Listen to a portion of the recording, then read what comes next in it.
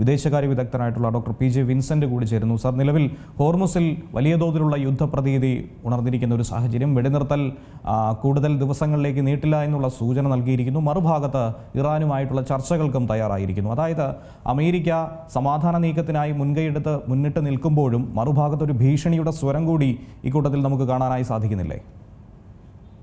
ഭീഷണിയുടെ സ്വരം ഏത് സമയത്തും യുദ്ധം തുടങ്ങുന്നതിന് മുമ്പേ ട്രംപിന്റെ ഒരു ശൈലി തന്നെ അങ്ങനെയാണ്. മാത്രമല്ല, വലിയ രൂപത്തിലുള്ള സൈന്യത്തിന്റെ ഒരു സാന്നിധ്യം ഹോർമുസ് കടലിടുക്ക് കേന്ദ്രീകരിച്ച് മേഖലയിലേക്ക് അമേരിക്ക നടത്തിക്കൊണ്ടിരിക്കുകയാണ്. പിന്നെ 5000-ഓളം മറീനുകൾ പുതിയതായി അവിടേക്ക് വരുന്നു എന്ന സൂചന കിട്ടിക്കഴിഞ്ഞു. അപ്പോൾ പൂർണ്ണമായിട്ടും ഈ കുന്തമുനയിൽ നിർത്തി സമാധാനം നേടുക എന്നുള്ള ഒരു ഉദ്ദേശമാണ് ട്രംപിന്. സൈനികമായ നടത്തിക്കഴിഞ്ഞു.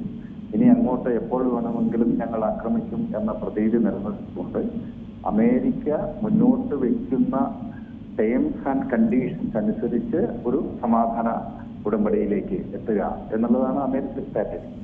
അതിനെ വളരെ ഫലപ്രദമായി മറികടക്കാൻ ഇതുവരെ ഇറാന് കഴിഞ്ഞിട്ടുമുണ്ട്. അതിൽ ചൈനയുടെയും റഷ്യയുടെയും തന്ത്രപരമായിട്ടുള്ള പിന്തുണ കൂടി ഉറപ്പാക്കിക്കൊണ്ട് നയതന്ത്ര രംഗത്ത് കൃത്യമായ ഇടപെടൽ നടത്താൻ ഇറാനും കഴിയും. അപ്പൊ ഇത്തരത്തിലൊരു സാഹചര്യമാണ് അവിടെ ഉള്ളത്. ചർച്ച പരാജയപ്പെട്ടു. ഇപ്പോൾ സൗദി അറേബ്യയിലേക്ക് ഷഹബാസ് ഷെറീഫ് പോയിട്ടുണ്ട്. അസീം മുനീർ ഇറാനിലെത്തിക്കഴിഞ്ഞു. അപ്പോൾ പാകിസ്ഥാന്റെ മധ്യസ്ഥതയിൽ രണ്ടാമത്തെ ചർച്ചയ്ക്കുള്ള കളമൊരുക്കൽ നടന്നുകൊണ്ടിരിക്കുന്നു എന്നുള്ളതാണ്. അത് നടക്കുമ്പോൾ അതിന് സമാന്തരമായി മേഖലയിൽ സൈനിക സാന്നിധ്യം ശക്തിപ്പെടുത്തുവാനും കരയുദ്ധത്തിന്റെ പ്രതീതി നൽകും വിധം കൂടുതൽ സൈനികരെ അവിടേക്ക് വിന്യസിക്കുകയും ചെയ്യുക എന്ന വിമുഖ തന്ത്രമാണ് അമേരിക്ക പ്രയോഗിക്കുന്നത്. പക്ഷേ ബഹ്റൈനിന്റെ മധ്യസ്ഥതയിൽ അധ്യക്ഷതയിൽ യുണൈറ്റഡ് നേഷൻസ്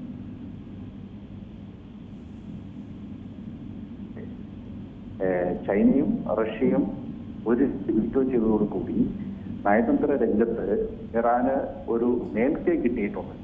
എന്ന് വെച്ചാൽ അന്താരാഷ്ട്ര വേദികളിൽ സെക്യൂരിറ്റി കൗൺസിലടക്കം അമേരിക്കയുടെ ഏകപക്ഷീയമായ ഇറാൻ വിരുദ്ധ നിലപാടുകൾ അംഗീകരിക്കില്ല.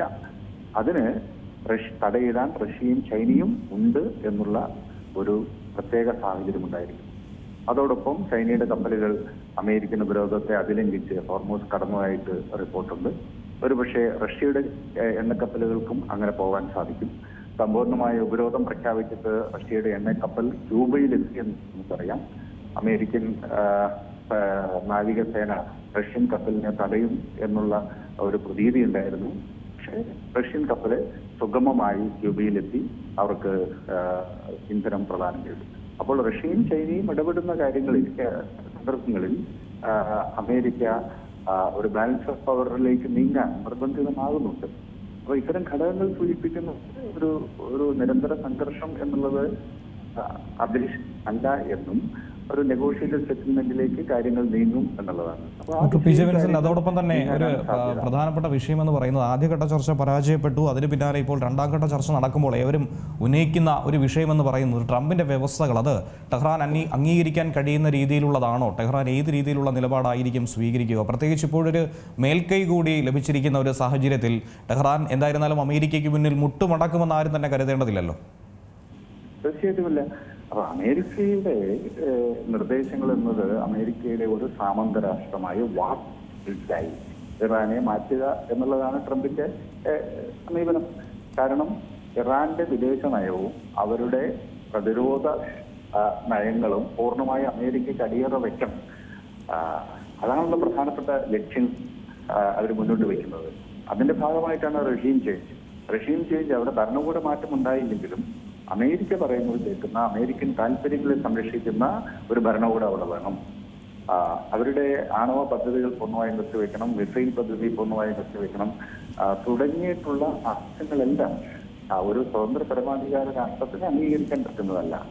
അപ്പോൾ ആ ആവശ്യങ്ങൾ മുൻനിർത്തിയാണല്ലോ ചർച്ചയിൽ നിന്ന് സമാധാന പ്രക്രിയ നടക്കുന്നതിനിടയ്ക്ക് തന്നെ അമേരിക്ക സഖ്യം ഇറാനെ ആക്രമിക്കുന്നത്. അപ്പോൾ അതൊരിക്കലും ഇറാൻ അംഗീകരിക്കാൻ സാധ്യതയില്ല. പക്ഷേ ഈ സാധ്യതയില്ലാത്ത ആവശ്യങ്ങൾക്ക് മുന്നിലാണല്ലോ ചർച്ച. അപ്പൊ സ്വാഭാവികമായിട്ടും ചില കാര്യങ്ങളിൽ ഇറാൻ വിട്ടുവീഴ്ച ചെയ്യേണ്ടി വരും, ചില കാര്യങ്ങളിൽ അമേരിക്ക വിട്ടുവീഴ്ച ചെയ്യേണ്ടി വരും. നെഗോഷിയേഷൻ എന്ന് പറയുന്നത് അതാണല്ലോ.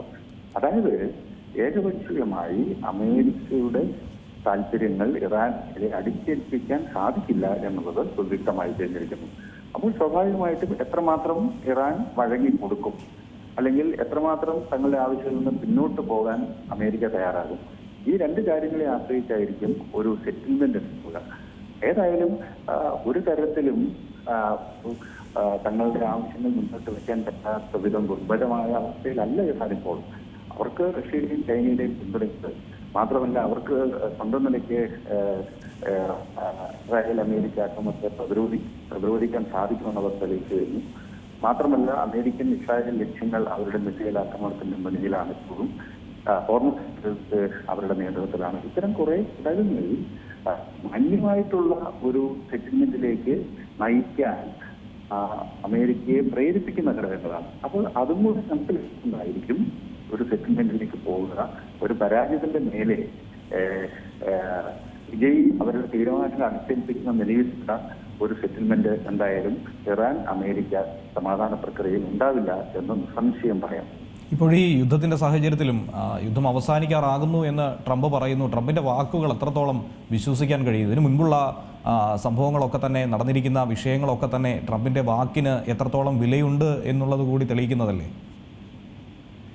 ഇപ്പം ട്രംപ് ഓൾവേസ് ചിക്കൻ സൗത്ത് എന്നാണല്ലോ ഒരു പ്രയോഗം തന്നെ. അദ്ദേഹം ഇപ്പൊ തന്നെ തകർക്കും, സിവിലൈസേഷൻ വൈപ്പ് ഔട്ട് ചെയ്യുമെന്നൊക്കെ പറയും. അതേസമയം നിർണായകമായ ഘട്ടം അടുത്ത് വരുമ്പോൾ അദ്ദേഹം അവിടുന്ന് പിന്നോട്ട് പോകും. വീണ്ടും അതിനേക്കാൾ ശക്തമായ ഭീഷണി ഉയർത്തും.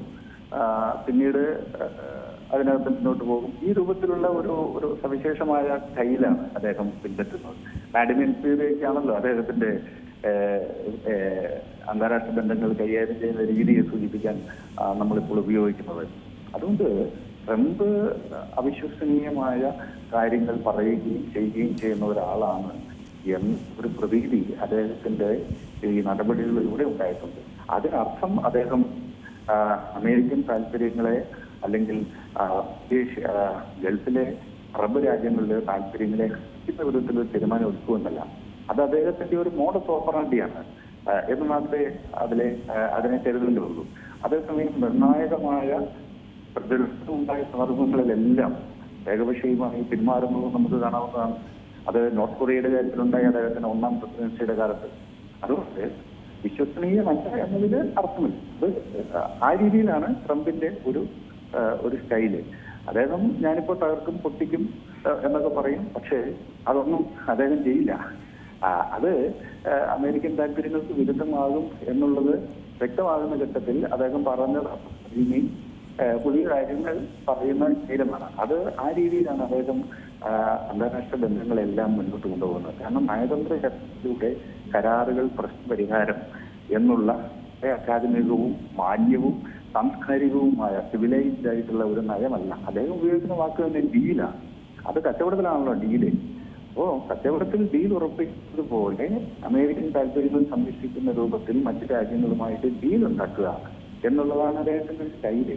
അപ്പോൾ അടിസ്ഥാനപരമായി അന്താരാഷ്ട്ര ബന്ധങ്ങളിൽ പുലർത്തുന്ന മൂല്യങ്ങളോ രാഷ്ട്രീയമോ ആചാരമോ ഒന്നും അദ്ദേഹത്തിന് അദ്ദേഹം ഡീൽ ഉണ്ടാക്കുന്നതിൽ ലാഭം മാത്രമാണല്ലോ കണക്കാക്കുക.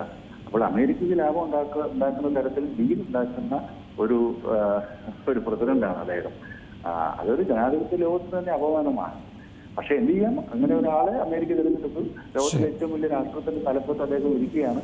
സ്വാഭാവികമായിട്ടും ലോകം അദ്ദേഹത്തിന്റെ പ്രസിഡൻസി അദ്ദേഹത്തിന്റെ ഇരിക്കുന്ന കാലത്തോളം ഇദ്ദേഹത്തെ സഹിക്കേണ്ടി വരും എന്നുള്ളതല്ലാതെ മറ്റൊന്നും ചെയ്യാൻ സാധിക്കില്ല. ശരി, ഡോക്ടർ പി ജെ വിൻസെന്റ് ആണ് വിവരങ്ങൾ പങ്കുവച്ചത്. ഏറ്റവും പുതിയ വാർത്തകളും വിശേഷങ്ങളും വിരൽ തുമ്പിലറിയാൻ സീ മലയാളം ന്യൂസ് എല്ലാ ഡിജിറ്റൽ പ്ലാറ്റ്ഫോമുകളിലും ലഭ്യം.